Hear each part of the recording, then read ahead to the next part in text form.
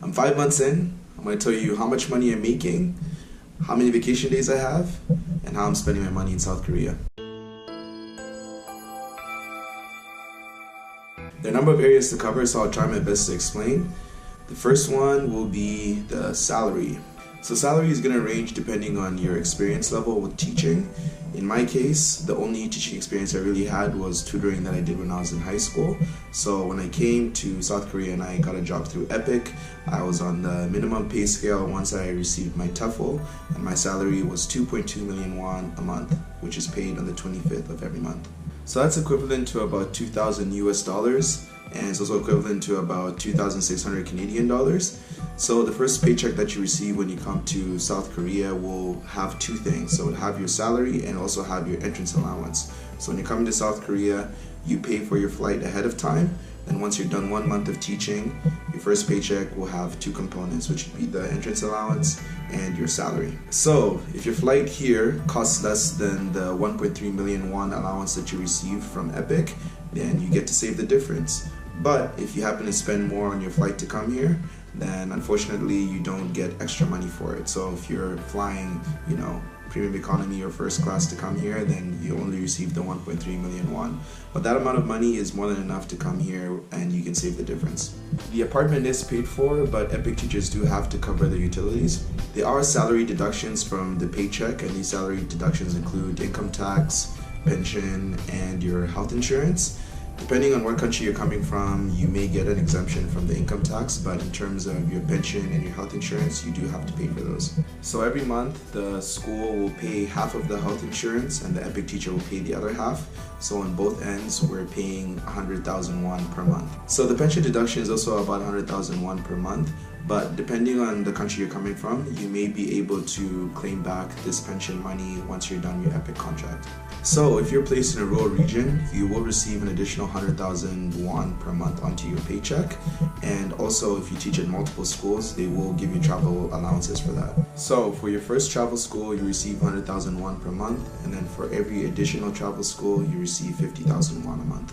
A few more things I wanted to mention is you also receive an exit allowance once you are completed your contract, and you also will receive an additional severance as a thank you for completing your contract.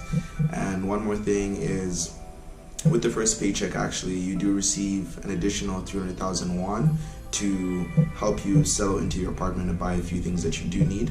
But every EPIK apartment does come furnished. So the second topic is the expenses. So each month I'll have about 2 million won that will be in my bank account after all of the deductions have been made. And my monthly expenses are obviously my water bill, heating bill, and the internet.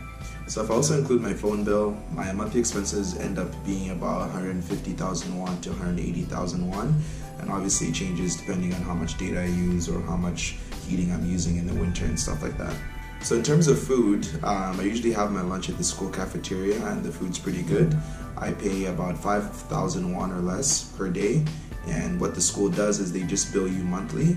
At the end of the month, they'll give you a bill, and then they total up all the school lunches that you had, and you just pay that bill once. Some teachers do pack a lunch if they don't want to be included in the lunch menu. So obviously, depending on your spending habits, you can save anywhere between 500,000 won to a million won.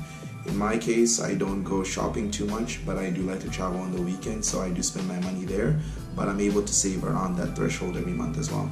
Sending money back home is actually very, very easy once you get your account set up with your bank. And for me, I do send a lot of money back home because I have student loans that I have to pay for, so usually most of the money that I save just goes right back to Canada. The last topic is vacation. So last year, the paid vacation time was actually 18 days. But luckily this year we were blessed and they increased it to 26 paid vacation days for the year, which is pretty awesome. Vacation can only be used during certain times of the year, and those times would be during the winter break and the summer break. You get Christmas Day off and you get New Year's Day off, but there is no Christmas break.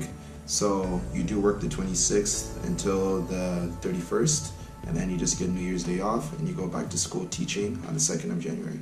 So winter break is late January into February, and summer break is July into August.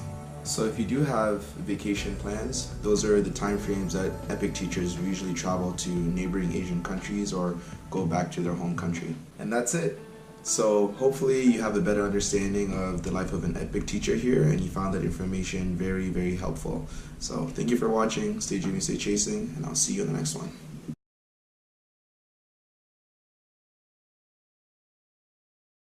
I'll make it rain all day long. My name is Floyd, my name is Floyd, my name is Money Mayweather. My name is Floyd, my name is Floyd, my name is Money Mayweather.